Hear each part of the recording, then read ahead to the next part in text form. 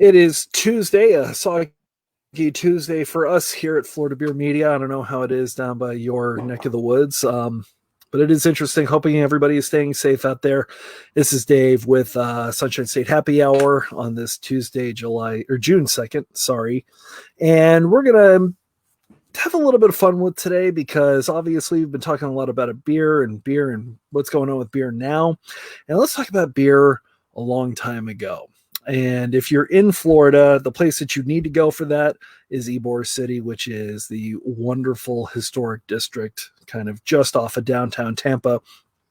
And the best people to chat about that would probably be Ybor Walking Tours. And we are here with co-owner and tour giver extraordinaire Max Herman, who's going to chat with us a little bit about Ybor and kind of what it's been through and what it's going through right now. So Max, thank you so much for coming on the show. Oh, it's my pleasure. I'm glad to be on a show and share a beer with you. Yeah, what you drinking? I just heard you crack one open as we decided to go live. We, as you said, Ybor has a long history of breweries and beer. In fact, we'll talk all about that in a bit. But I do think that Coppertail is one of the best ones you can go to in Ybor City. Coppertail Brewery, drink a little unholy. So cheers to everybody watching too. Okay. Yeah, cheers. Thank you so much for coming on. So tell us a little bit about Ybor Walking Tours and kind of how that got started by your father and how the both of you are sort of continuing that today. Well, it was started in 2010. My father, who was really successful in the real estate industry, and then, of course, the crash of 2008 put him out of business. So he decided he needed to figure out something to do. And what better way to clear your mind than to go travel a little bit? He happened to go on a walking tour in the historic area of Savannah. He saw the history and he really loved the tours. And we've been in Tampa. I myself was born and raised in Tampa. We've been there for so many years that we knew all the history that was breathing through Ybor City. So he put together a tour and the tour just exploded because it's actually one of the most popular things to do when visiting Tampa now, right behind Busch Gardens and boat tours. It's a must see when you're visiting Tampa, Florida. That's amazing. And obviously you do the daytime tours. Do you do ghost tours? We do. We do ghost tours at night. Good. Actually, the Travel Channel and Ghost Hunters has visited Ybor City several times and confirmed many different spirits, and some of their best episodes were based in Ybor City. In fact, the Cuban Club, which is one of the many social clubs that the immigrants of Ybor had, that was named the fourth most haunted building in all of America. Top 5. Really? And that's right on 7th Street, right? Wow, I did not know that. 14th and 10th, but these are all walking distance. Everything's so close in Ybor City. It's a very compact area. Yeah. Now, obviously, we're going to talk about everything that's going on right now and everything that Ybor Cities had sort of back then. But with the quarantine now, I know you've just started your tours a little bit modified. Is that correct? That's correct. We have slowly opened up our tours. We're keeping the groups small, no more than 10. And we used to do groups of 25 to 30. We've also had, Forever Focus Media actually made us some masks with our logo on them. So we that's amazing. The tour guides have them. So if anybody does show up and they're without, proper equipment, we can just hand them off to them. That's amazing. But it's been a slow process, but we are back, and we're actually booked all through the weekend. Awesome. So I guess, will you be changing the tour slightly to talk about what Ybor has gone through then in comparison to what we are experiencing now? Well, I think the best part about a history tour with a guide is that it's a one-on-one experience with a live person. I mean, most of the facts we give you can go in a library and find them. But with the live person, you can ask questions and we can change the rhetoric a bit. And we have, of course, had stops along the way where our tour guides will have to go, well, now things are this way. But back in 1897, it was like, and it's a lot of similarities because, as we know, history repeats itself.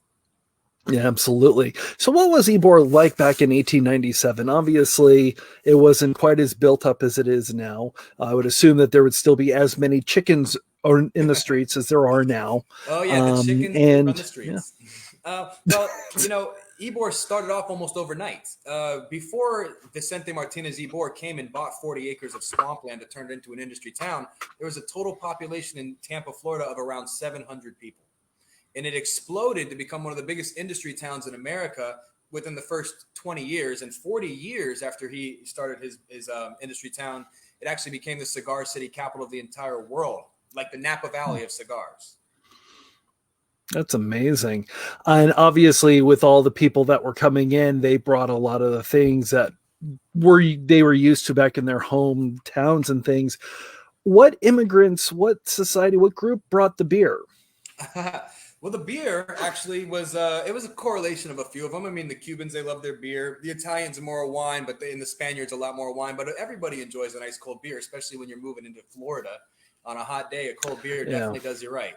But the beer industry actually started by Mr. Ybor himself as well. He actually built the very first brewery in all of Southeast America. It was here in Ybor City, and really. yeah, and it wasn't the only thing that really kind of cultivated the area here, because beer actually was one of the reasons why we survived throughout the 20s and 30s through Prohibition, because Ybor never went dry.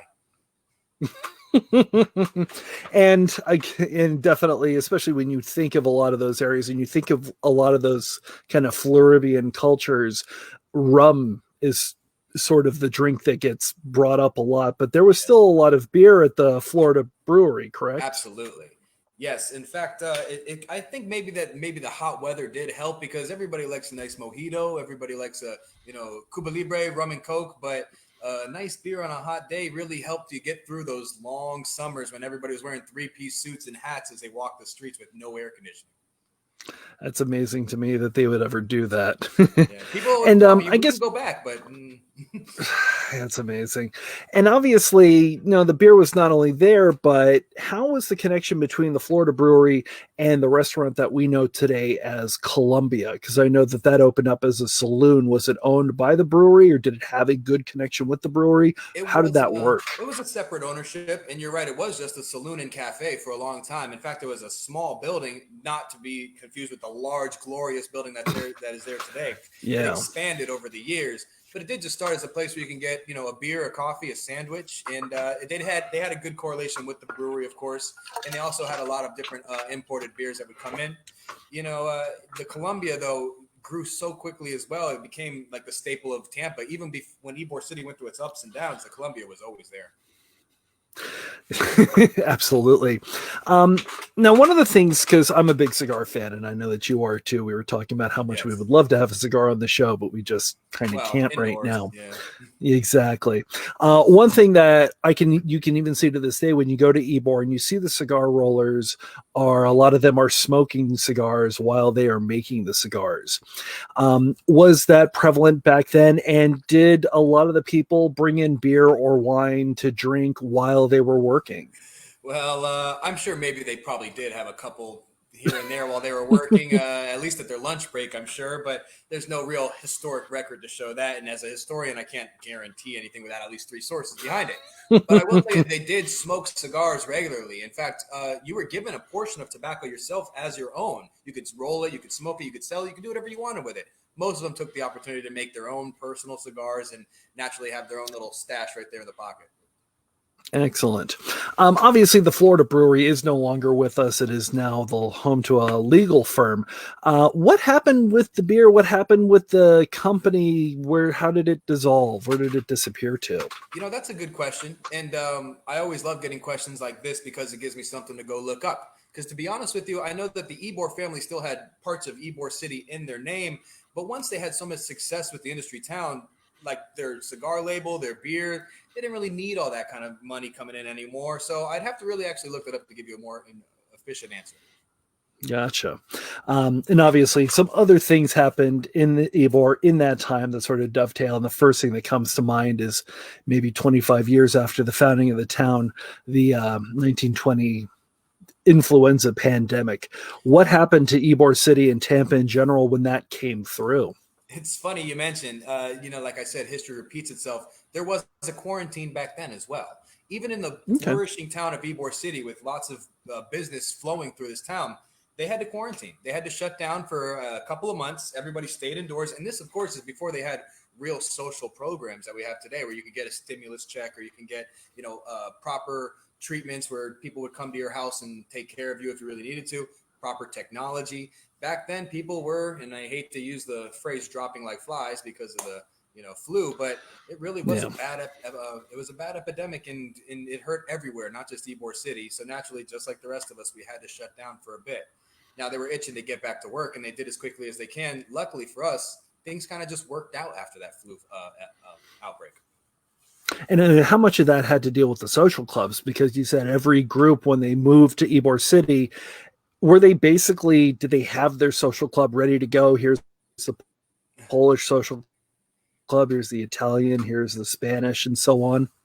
Ready to go, not quite. They did actually develop those clubs over time, and they expanded and grew to become luxurious buildings out of small huts that they started with. But the social clubs, speaking of epidemics and healthcare and stuff, they had healthcare for these people. For 25 cents a month, Mm-hmm. you had a gymnasium, you had a doctor on site to take care of you, you had an education area where they teach you English and social skills, and you had a ballroom plus a beautiful place to go and gamble and drink. And trust me, they were drinking plenty of beer in those places as well. And obviously 25 cents nowadays doesn't seem like much, but to the Yes. average Ybor worker, what percentage of their monthly income did 25 cents kind of Actually, comprise? it was quite a deal back then too. The Okay. workers were getting paid per cigar rolled, not per hour.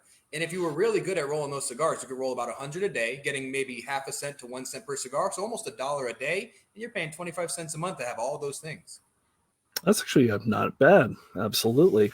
Obviously, when you turn on the news today, there's a lot of marches, there's a lot of protests because of certain racial issues and tensions that we have. Obviously, I'm not really the person to talk about it. I'm just a bearded white guy who talks about beer all day.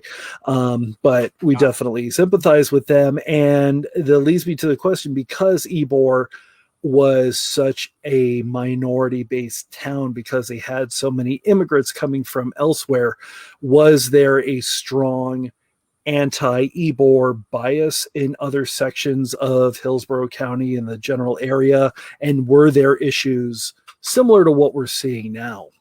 Well, that is a good question. Ybor City did have its issues with outsiders that wanted to be kind of that didn't like the influence that Ybor was presenting because well, Tampa Mhm. was a it was a very small town, like I said, and they didn't allow even before Ybor City drinking. They didn't allow gambling. They didn't allow music after a certain time.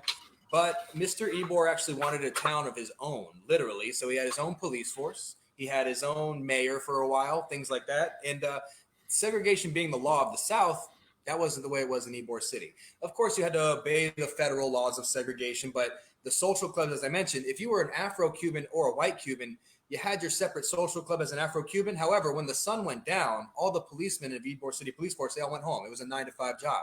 So once that sun went down, Afro-Cubans were welcomed with open arms. It was a very open society. And naturally back then, especially, you're going to have a couple of rustlings in the South when they're going, hey, down there, they're letting these people dance with these people. And of course, there were some issues. Now, as far as marches and protests, of course, there were marches. There were protests all the time.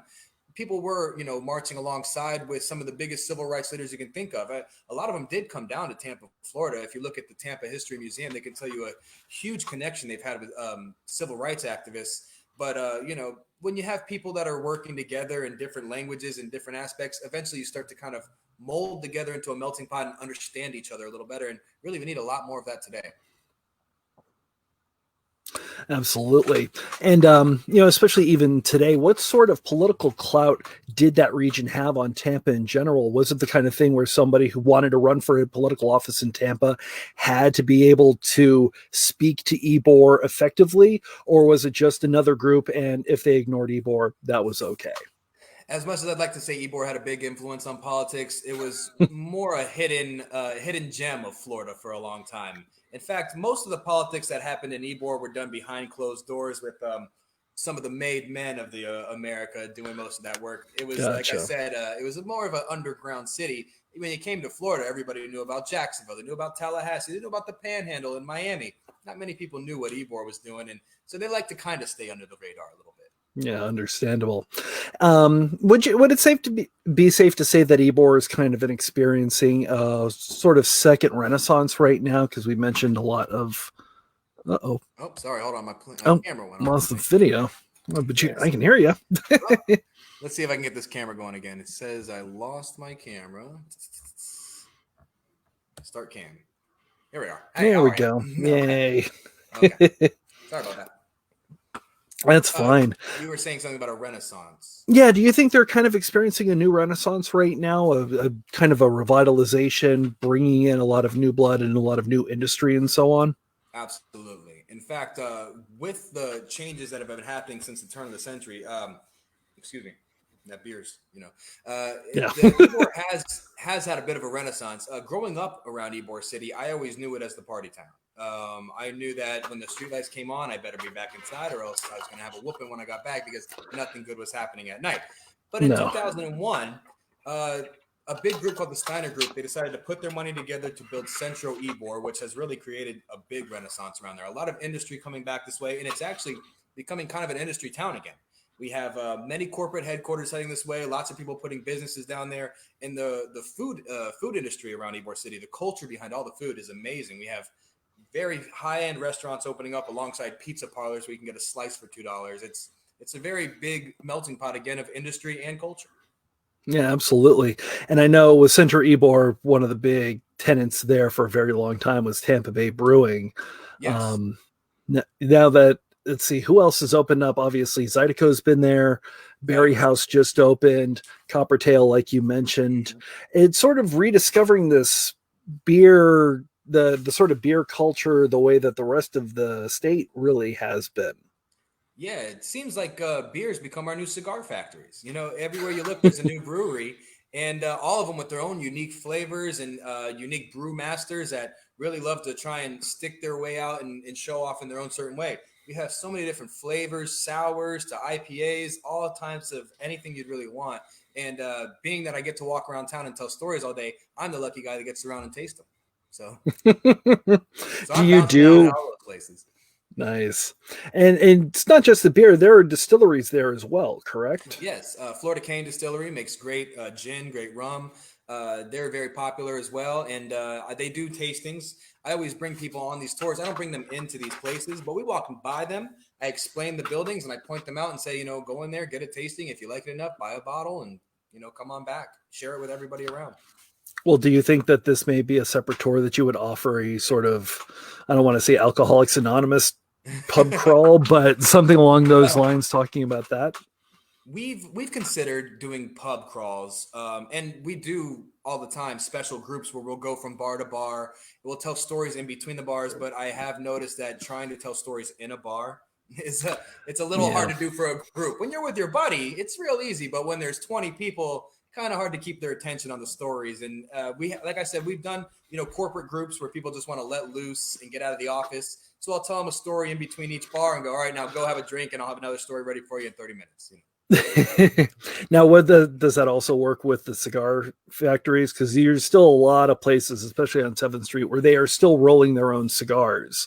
And Mm-hmm. is that something that where you'll take people in to kind of check out the humidors and so on, and Oh maybe yeah. smoke a little bit as you're walking down the street telling the stories? Before the pandemic, we used to go into a cigar factory called Tabanero, which is on 7th Avenue and 16th Street.